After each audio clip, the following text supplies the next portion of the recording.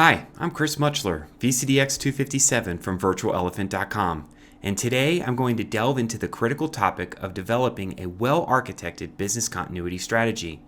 As a TOGAF and VCDX certified enterprise architect, I understand the importance of leveraging robust frameworks in being able to ensure resiliency within our IT systems. In this video, I'm going to explore how these frameworks apply to business continuity.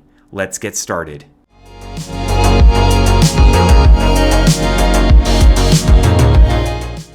To build a comprehensive business continuity strategy, we need to consider four key elements. Firstly, conducting a business impact analysis helps us identify critical business functions and their dependencies on IT systems. This analysis guides us in prioritizing our recovery efforts. In addition, understanding data dependency allows us to assess the criticality of data sets and their impact on operations. By mapping out data flows and dependencies, we ensure the availability of vital information during disruptions. Compliance with regulations and industry standards is also crucial. Adhering to regulations such as GDPR or HIPAA helps protect sensitive data and ensure legal compliance. Furthermore, evaluating recovery costs enables us to strike a balance between the desired level of recovery and available resources.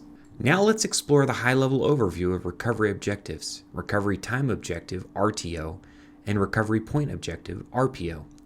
These objectives form the backbone of a robust business continuity strategy. RTO defines the maximum tolerable downtime for business-critical functions. It sets the target duration within which operations should be restored. Achieving an optimal RTO minimizes the impact of disruptions on business operations, customer experience, and overall productivity. On the other hand, RPO determines the maximum acceptable amount of data loss. By setting an appropriate RPO, we ensure that data can be recovered up to a specific point in time. This minimizes the risk of significant data loss and helps maintain data integrity. Now let's take a closer look at the recovery time objective, RTO, and the factors that contribute to determining an optimal RTO target. Defining the RTO requires careful consideration of four key factors: alert intervals, triage and troubleshooting, runbook execution, and validation. Firstly, alert intervals refer to the frequency at which the IT team receives notifications about a disruption. Shorter alert intervals allow for faster detection of incidents, enabling timely response and reducing the overall downtime. By implementing robust monitoring systems and proactive alerting mechanisms, organizations can minimize the time it takes to identify and address an issue. Next, triage and troubleshooting play a crucial role in reducing the time required to diagnose and understand the root cause of a problem. Effective triage practices, such as using incident management processes and experienced personnel, expedite the identification of issues, allowing for prompt resolution and faster recovery. Once the issue is identified, the execution of runbooks becomes vital. Runbooks outline the step-by-step procedures for recovery and restoration.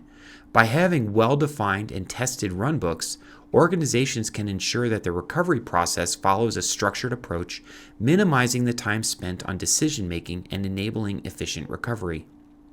Finally, the validation phase is essential to ensure that the restored systems and operations are functioning as intended.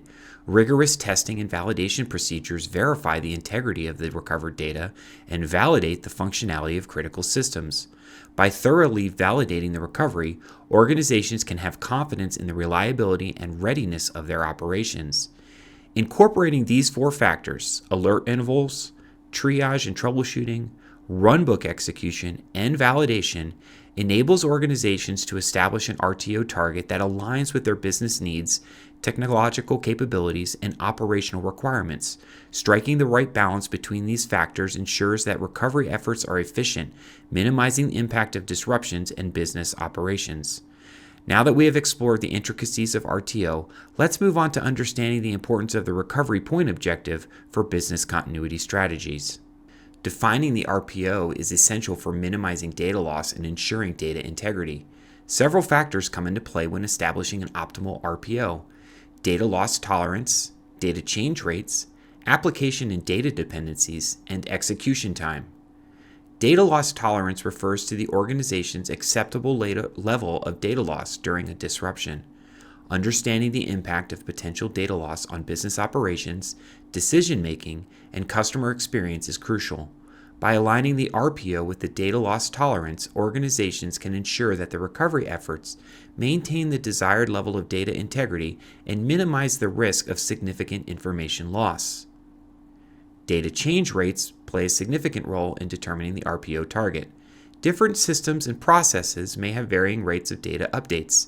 Organizations need to evaluate the frequency and the volume of data changes to establish an RPO that balances data currency with operational efficiency. Higher data rate changes may require more frequent backups and shorter RPO targets to minimize data loss. Application and data dependencies must be carefully considered when defining the RPO. Some applications rely on specific data sets for their functionality. Understanding the interdependencies between applications and data helps organizations identify critical data elements that require more frequent backups and shorter RPO targets. By ensuring that these dependencies are taken into account, organizations can avoid disruptions and data inconsistencies. Execution time is another crucial factor in determining the RPO. It refers to the time required to perform data backups and ensure their integrity. Organizations need to assess the available technology, infrastructure, and resources for executing backups within the desired RPO window. Balancing the execution time with other factors helps ensure that the backup processes are efficient and do not hinder operational activities. Considering these factors, data loss tolerance, data change rates, application and data dependencies, and the execution time, allows organizations to establish an RPO that aligns with their operational needs, data integrity requirements, and resource availability. Striking the right balance ensures that data is adequately protected, minimizing the impact of significant data loss during disruptions. As we conclude our discussion on business continuity and the importance of RPO, we can appreciate how these factors contribute to the overall resilience of our organizations. By considering data loss tolerance, data change rates, data and application dependencies, and execution time, we can establish an optimal RPO that aligns with our business needs and ensures the integrity of our critical data. In summary, developing a well-architected business continuity strategy is a multifaceted endeavor that involves careful consideration of several key factors. By conducting a thorough business impact analysis, understanding data and app dependencies, complying with regulations, and evaluating recovery costs, we lay the foundation for a resilient strategy. However, the core of a truly effective business continuity strategy lies in defining optimal RTO and RPO targets. These objectives drive the development of robust disaster recovery and data backup mechanisms, ensuring timely restoration of critical functions and minimizing data loss. But we don't work in isolation. As enterprise architects, we have the power to leverage frameworks like TOGAF and VCDX to align business continuity with the broader IT architecture. By integrating business continuity considerations into the fabric of our organizations, we can ensure seamless operations, minimize disruptions, and provide a solid foundation for innovation and growth. Let's continue to drive innovation, strengthen our business continuity strategies, and architect a future where organizations thrive even in the face of challenges. Thank you for joining me today as we discuss business continuity and how it relates and aligns to a well-architected framework. Please consider smashing that subscribe button below, liking this video, and leaving a comment. Until next time, thanks.